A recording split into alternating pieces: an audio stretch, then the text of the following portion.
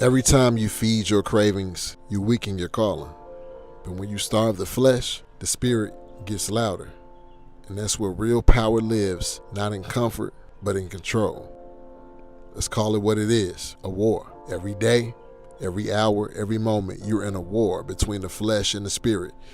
Two opposing forces fighting for control over your choices, your focus, and ultimately your destiny. The flesh, it wants ease. It wants food when you're not hungry. It wants lust when you should be loving. It wants comfort when you were called to grow.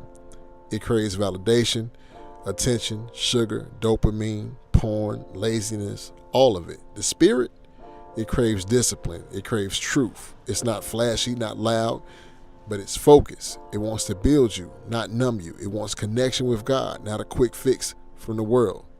Here's the truth. You don't hear enough. You can't feed both. You can't serve purpose while feeding every urge. You can't chase calling while coddling comfort. Trying to do both will break you, spiritually, physically, and mentally. See, people think fasting is just about skipping meals. Nope, that's dieting. This ain't that. Fasting is war. Spiritual warfare, a declaration that your spirit is in charge now. Every time you fast, you put the flesh on trial. You tell your stomach, your impulses, your carnal urges, you don't run me. Fasting silences the noise. All the dopamine hits from food, screens, sugar, comfort, they fade. And when the noise dies, guess what gets louder? Your spirit, your conviction, God's voice. Jesus didn't walk into his ministry off a full stomach and a soft bed. He fasted 40 days in the wilderness. That wasn't a cleanse, that was a preparation for purpose. If the Son of God had to starve the flesh before stepping into his calling, who are you to think you'll get there while staying full and soft? Fasting is how you sharpen your weapon. Your spirit is a sword, but it's dull when your flesh is fat with comfort. Let's talk real. Cravings are liars. Your flesh whispers the same weak lines every time. Just one bite. You've been good lately.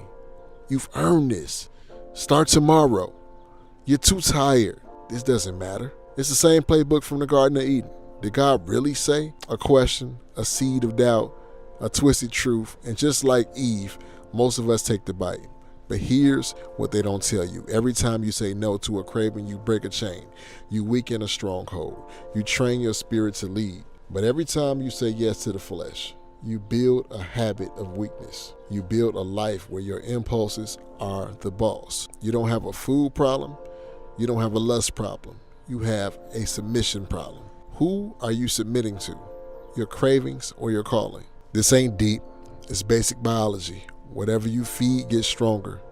You feed lust, it multiplies.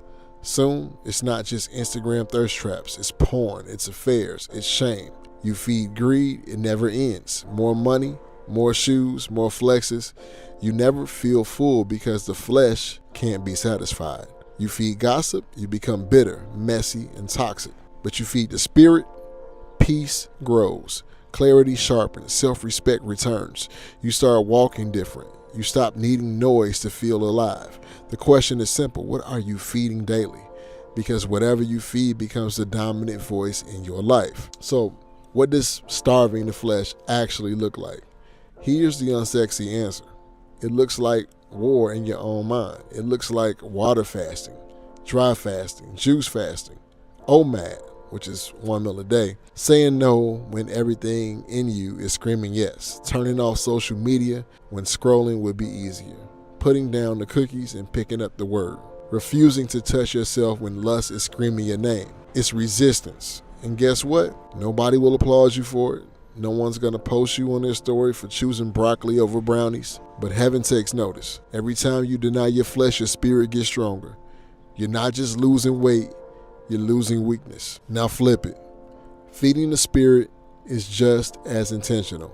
It's daily prayer, not when you feel like it, but because you need it. Reading scripture, not for a verse of the day, but to renew your mind. Journaling, getting your thoughts out instead of bottling. Getting your thoughts out instead of bottling them up. Practicing gratitude, training your heart to notice blessings, not just burdens. Sitting in silence. No distractions, no noise, just presence.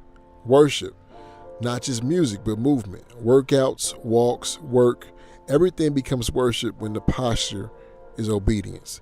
Feeding your spirit isn't about being perfect, it's about being present with God, with yourself, with your purpose. And the more you feed your spirit, the less power the flesh holds.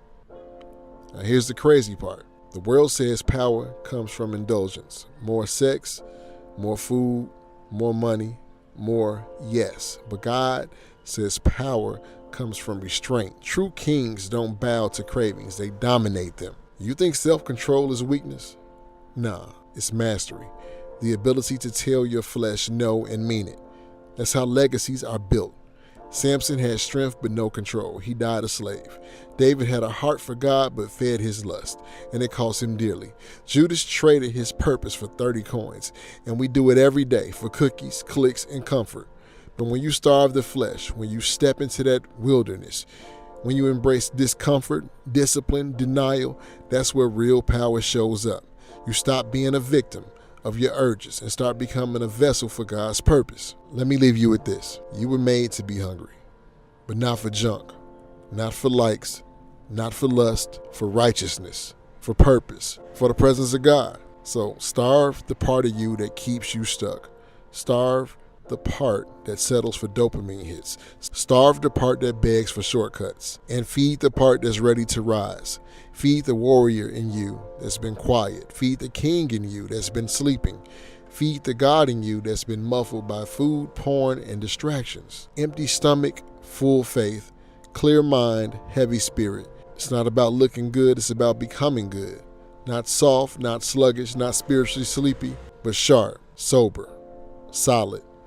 That's where power lives. Not in comfort, but in control. And if you're going to be hungry for the right thing,